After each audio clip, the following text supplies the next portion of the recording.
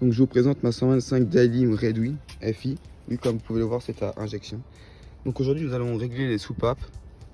Bonjour. Alors je vous présente les outils qu'on a besoin. Une pince avec plate, une rondelle, je vous expliquerai après pourquoi, une clé de 10 plate et un jeu de cale pour caler les soupapes.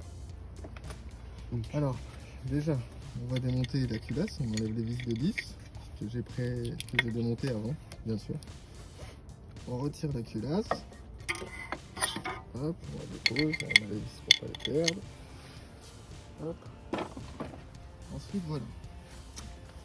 Alors, je vais vous expliquer. Ici, on a les vis de réglage. Il y a un contre-écrou pour pas que ça se desserre. Il y en a 4 sur les réglages. Donc je vais prendre les outils qu'il faut. Hop. Voilà. Alors, on va sur le côté de la moto, côté allumage bien sûr, côté gauche quand on est sur la moto. Moi la rondelle je m'en sers c'est pour dévisser parce que tournevis ça s'abîme.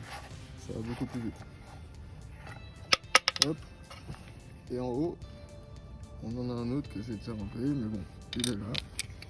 Voilà, je mets ça de côté. Maintenant ici, on a un petit trail.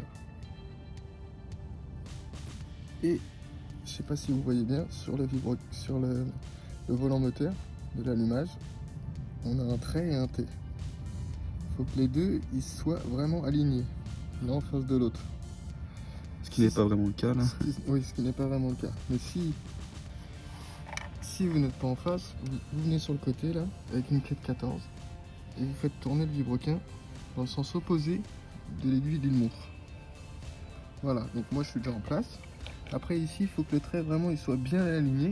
Et après quand vous venez vous remonter sur la culasse, le plan de joint de la culasse, on a deux petits traits qui sont en face, là, de chaque côté. Et bien là c'est qu'on est bien aligné, les repères sont bien en face. Donc on va pouvoir commencer.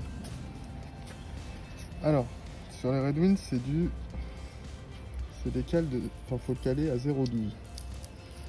Alors là, c'est des cales où dessus, je sais pas si vous voyez, mais il y a marqué 0,24. Enfin voilà, il y a tout plein de tailles. Et moi, il me faut 0,12. Et ben, elle est là, 0,12. Donc ensuite, on vient avec notre cale ici. On lève un petit peu. Et on la glisse.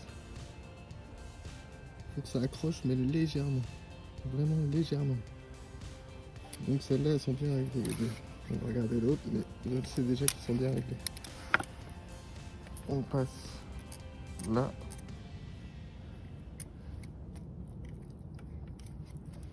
Voilà.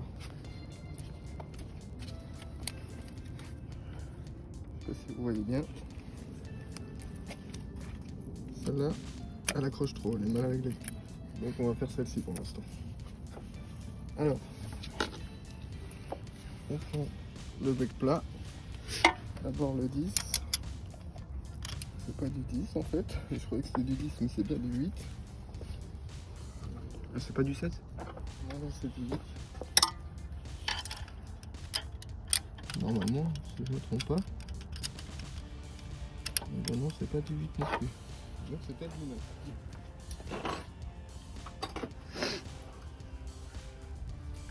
Ça m'étonnerait pas en fait. Et oui, c'est du bien du 9. C'est l'autre. Ah oui, c'est l'autre. De toute façon, je vais refaire les 4. On desserre le contre-écrou. Voilà. Et ensuite, avec le haut là, ici, et ben on le dessert. Et là, ça a écarté en bas. Donc ensuite, on repasse notre piste de calage. On resserre jusqu'à temps que ça frotte un tout petit peu. Là, on entend, ça frotte, c'est très bien. Voilà. Ensuite, on serre l'écrou contre frein tout de suite. On vient tenir le haut de la tête avec la pince avec plat. On prend la clé 9 et on serre le contre-écrou. Voilà. Après, on vient contrôler. On enlève, on la replace. C'est parfait. Ensuite, vous mettez la clé sur le côté du volant moteur. La clé de 14, je vais pas vous le faire parce que moi je vais faire les autres. Mais là, vous placez la clé et vous tournez, vous faites 2 tours. Et vous regardez si tout est bien placé.